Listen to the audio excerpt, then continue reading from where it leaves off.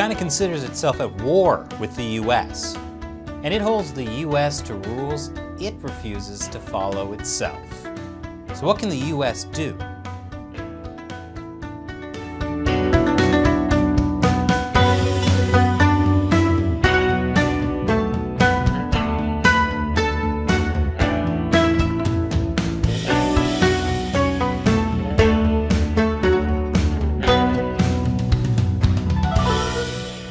Welcome to China Uncensored. I'm Chris Chappell.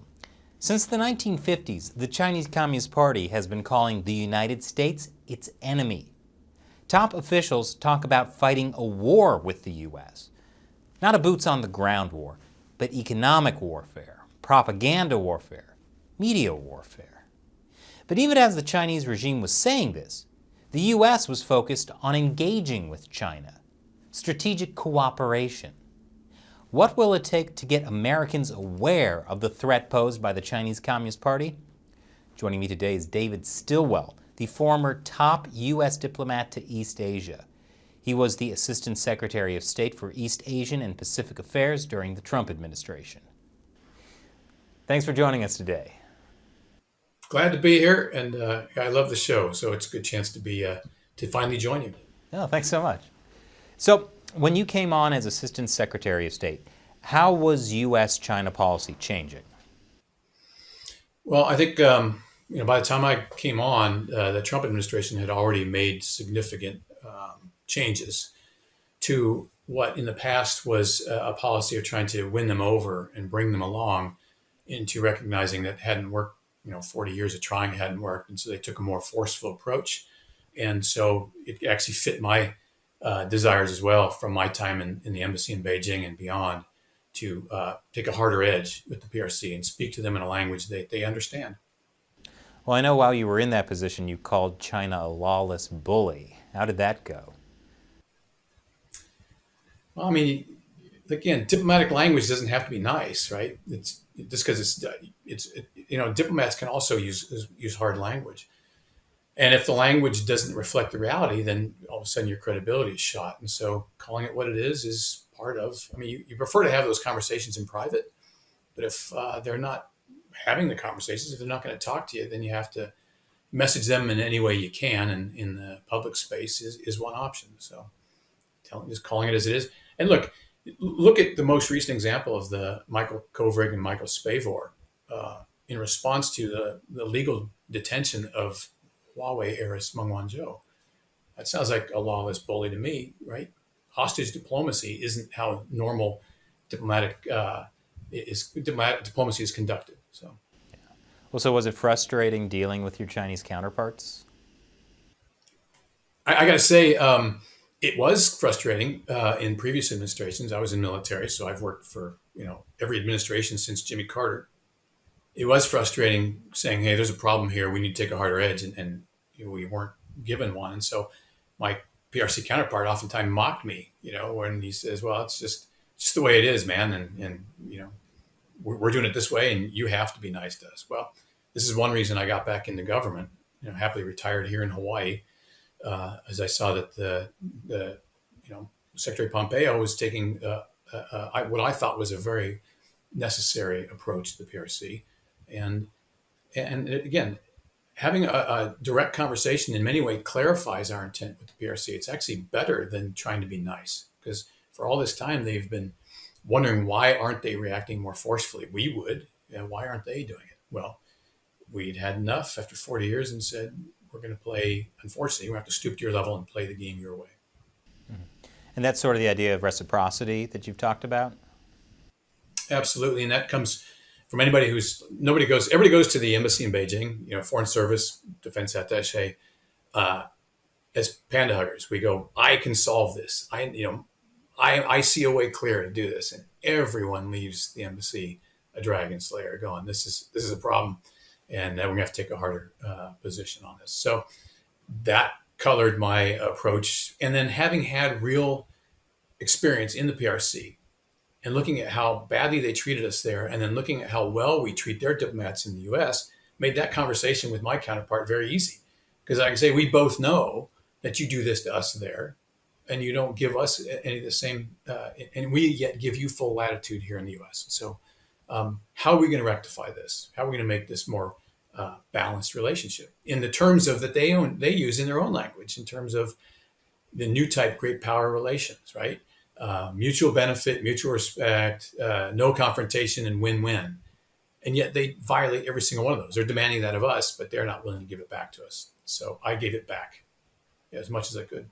And it was simple as you only had the fax number for Chinese officials? Like, yeah, I mean, the role of a diplomat is basic to maintain communications and share, make sure the messaging is happening. So when I went to Beijing, I discovered that my only way of, reaching out directly to my counterpart was via a fax number.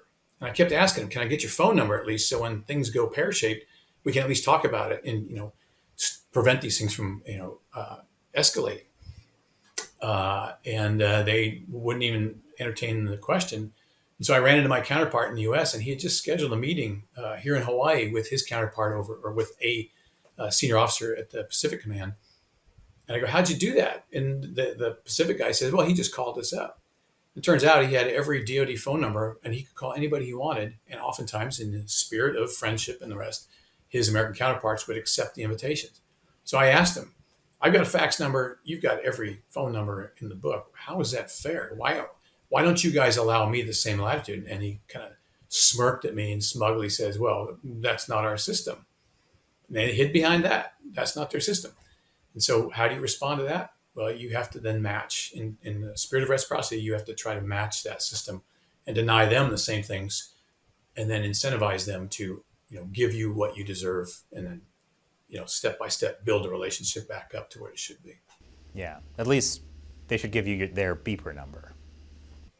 Something. I mean, look, when accidents happen, when ships collide, when a Chinese fighter crashes into an American EP-3 that's operating legally in international airspace in 2001, when this guy is clowning around, loses control of his airplane, and crashes into that P-3, you've got to be able to reach out and talk to somebody to at least figure out what happened, and then make sure that neither side overreacts.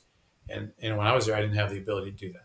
You saw the Secretary of Defense, Lloyd Austin, attempted to reach out to his counterpart in the PRC early on to establish those conversation channels, and the Chinese refused. That is a significant problem, especially now as tensions rise in a relationship. Well, speaking of China's military, officially China only has one overseas military base in Djibouti, but is that the reality? Well, we know that here's the problem is when they were a small middling power, a leader of the third world and the rest, they couldn't afford any of those things, right? As their interests grow, as their economic power grows, and as their need for things like energy and natural resources grow, they, of course, are incentivized to protect their lines of communication, right?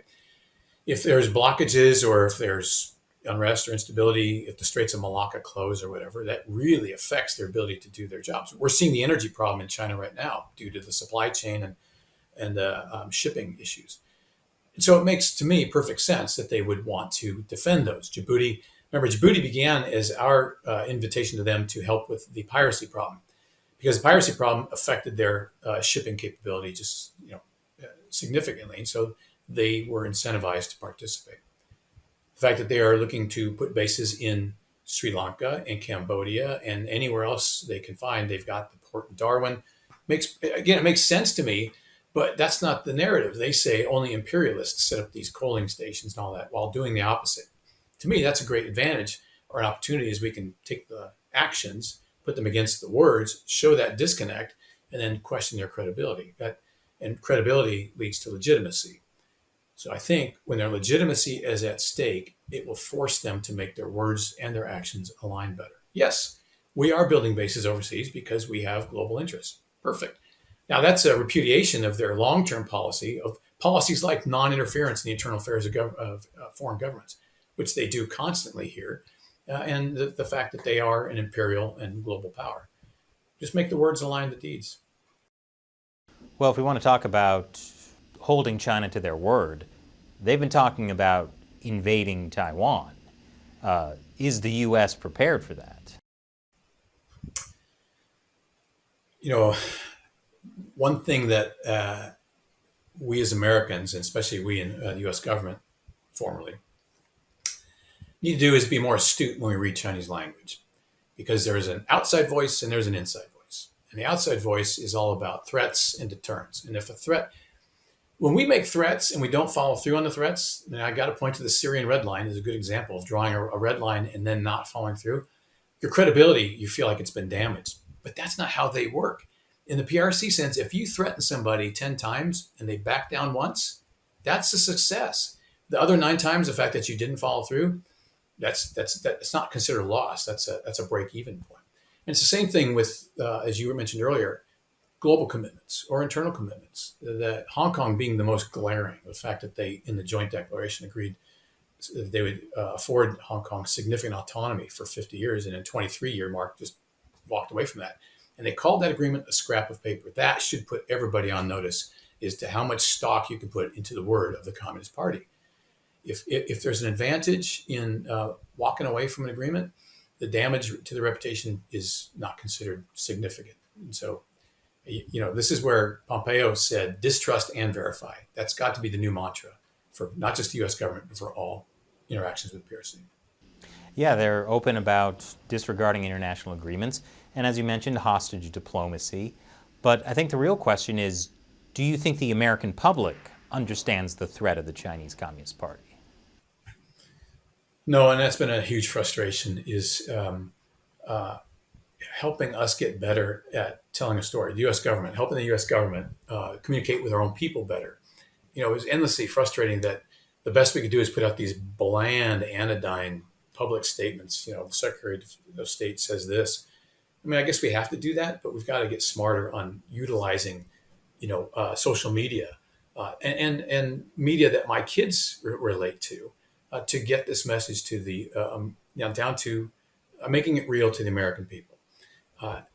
And so far, we've just trusted dumb luck.